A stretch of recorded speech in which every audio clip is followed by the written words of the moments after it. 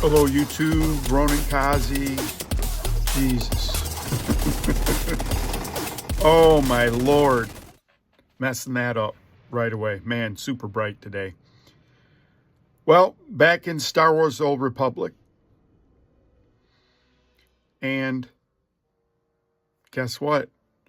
There's an AI that's made a super weapon. Now we got both sides are trying to get it. I have my Mandalorian character, level 78. In Star Wars The Old Republic, they had level caps at 80. And then from there, you have armor levels that go up. I don't have the highest armor levels. I have 2 level 80s and this. Okay, so my main class in this was an Imperial agent. And then my second class was a Jedi counselor. But when I started playing the Jedi Knight story, it was so good, I played that all the way to 80. But my number 2 character was this bounty hunter, and the bounty hunter is great. And so this character's level 78, and we're running this through her. And again, we're talking about YouTube, AI, and the things that AI bring or don't bring. And there's a super weapon, and they've the opening picture was the planet, and they've devoured all the other planets for resources to make this super weapon. Fake headset, by the way. And if you want to like, subscribe, unsubscribe, resubscribe, share, I'd appreciate it. If you also want to buy me a cup of coffee, that'd be great.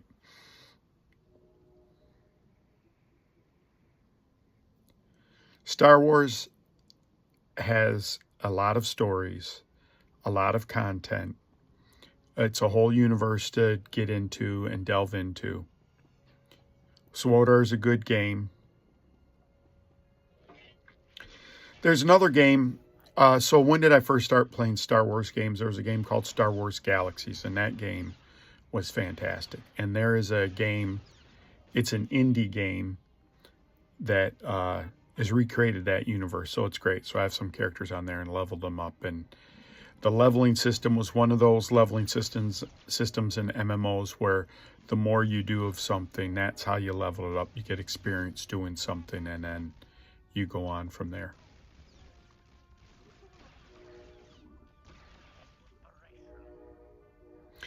You can see right now I'm going on to the space station. I have the HK-55 as my companion. Another cool thing about a lot of these games that I'm playing, ESO, Star Wars Old Republic, for example, you have a companion. The companion heals. You pretty much don't, you can go through everything by yourself. You can play tougher content. That's another thing that makes it a great game. You're just experiencing the story. And I can't recommend enough that you play Star Wars Old Republic, play all 8 classes. There's a little Revan kind of hint of a quest that you could do, taste on that. And then really Knights of the Old Republic is a game that you really get into Revan and that whole the Mandalorian Wars with Jedi and all that kind of stuff to give you some background. And why is that good? It's because you are going to then, a lot of the content that's going on now, the Mandalorian is, you get a lot more backstory in those games about Mandalore and the story about that, and those are pretty good. If you like that universe. Some people like Lords of the Ring universe. Some people like this universe. And this universe is good. But the thing that you're going to see in Star Wars that's kind of poignant for today is that it has a lot of AI.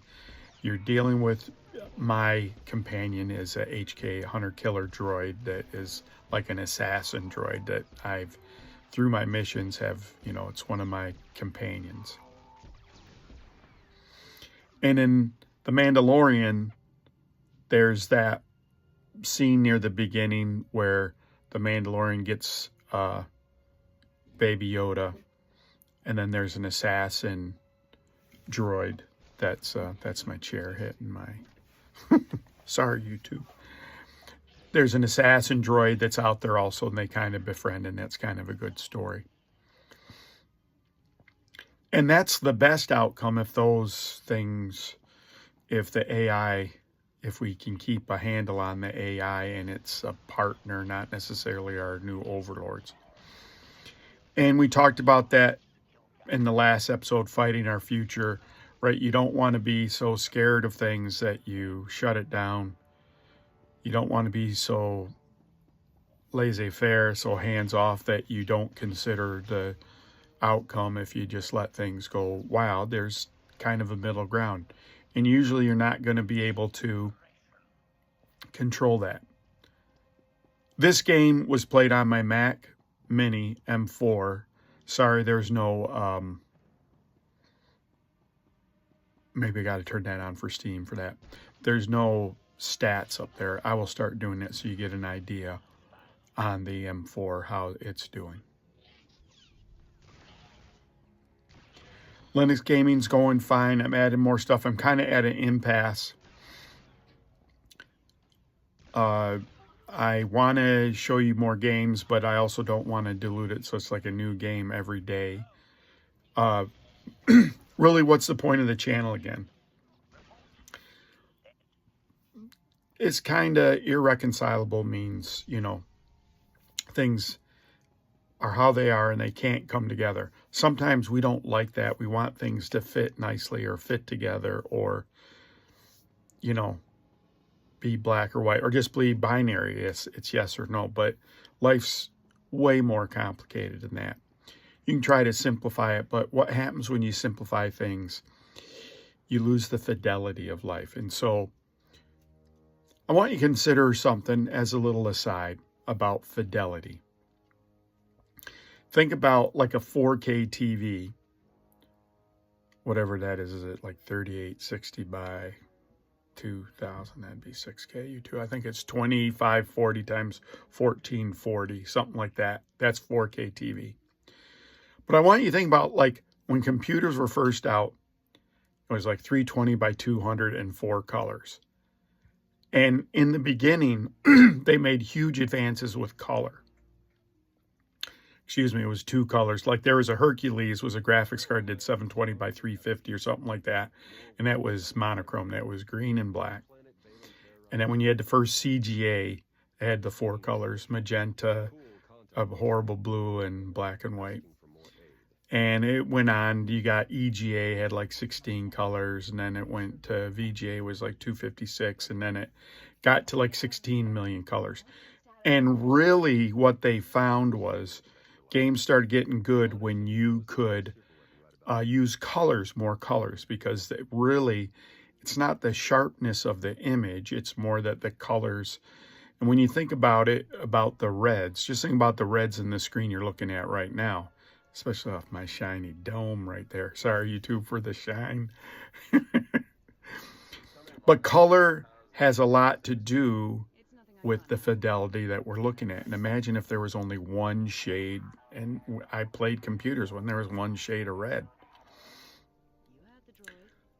So that on top of these more pixels, but the pixels kind of give you sharpness. What does that have to do with irreconcilable? You have to accept that some things are how they are and then how you can work with them. And acceptance is a really big thing, but accepting of what? Accepting that things are just different. When this first comes out, I shut down the dialogue or turned it down a little bit, but what's happening here at IOCATH, so you might have seen some of my other stuff. There's a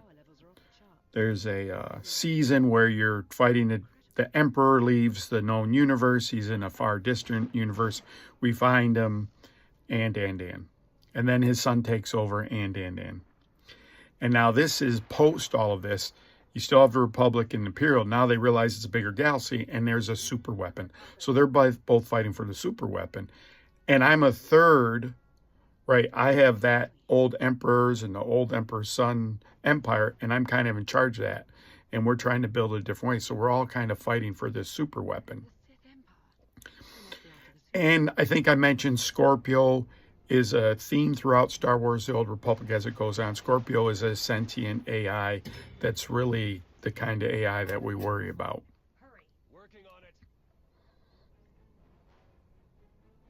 And you can relate that to the stories now and how things work. And, you know, here's a future, here's also a future, and everything else like that. I mean, you've got to consider where we are today. And I talk about AI a lot. It's, you know, I was talking to AI the other day. I said, how big is the universe? And it said the universe is whatever, 46 billion light years. And I was like, well, how can it be 46 billion light years? Because we can only see, you know, 13.8. And one part they say it's 13.8, but everything's been expanding. And then I asked again, I said, well, if the light's traveling in a medium that's also moving, isn't light faster than the speed of light? And then AI said no.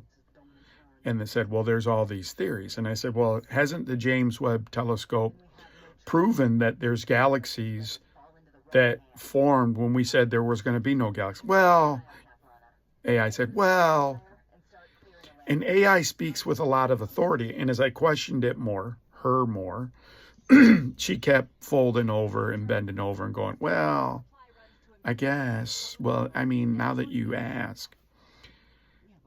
And so how do you know what you don't know? That's a tough question. You'll hear that from people a lot of time. I don't know what I don't know. And I think Donald Rumsfeld was the Secretary of Defense for the United States during George Bush. It's like you have your known unknowns and known knowns, and you have your unknown unknowns, right? And you're worried about your unknown unknowns. I'm probably botching that up.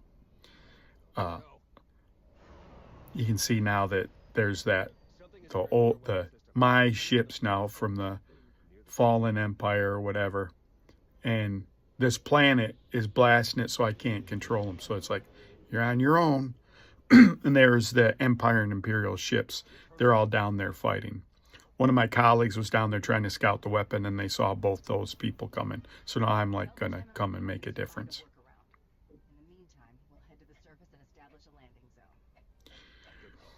So, and I heard today that there's a new disclosure.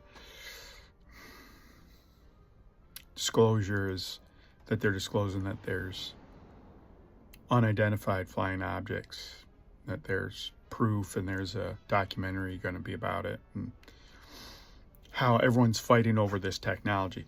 If you look into the main, if you want to poke holes in things, look about the Tic Tac, and there is, you know, the thing about a Tic Tac is that it moves and it makes suddenly a shift that you couldn't normally take with inertia, because you're going one way and then you make a shift immediately to a different, like 90 degrees.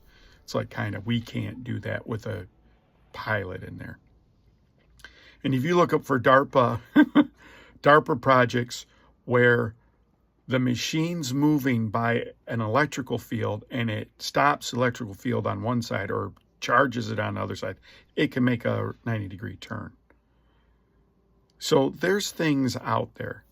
Doesn't mean we know what they are, but there's things out there that we've made that we aren't going to tell you, right? So think about the B-2 bomber in the United States was a strategic bomber that was shaped like a triangle when we said that, you know, alien ships were triangles and move silent. And what about, you know, silent helicopters? And we're like, oh, that can't be possible. But then we find out the United States have stealth helicopters. So who knows what's possible? So, okay, so now I'm on IACAF, and I get in there, and the first thing is I got to beat this robot, gold robots, and it gives it a little more health, so it's hard to kill, so it's a little bit of a battle. But I'm getting near the end of this first part. Having problems with AI. So we're fighting over this technology. In the game, we're fighting over this technology. In the real world, in this documentary, it's saying we're fighting over this technology. Look at the war in Europe. They're fighting with technology and fighting over technology. You wonder about Taiwan and China, and you wonder, you know, it's the chips they're making there. That's technology, right? who controls that AI, the smaller nanometer chips. And unless you're someone in a country that has no electricity, you're going to have cell phones, all this stuff, the technology is getting smaller, more power saving. And so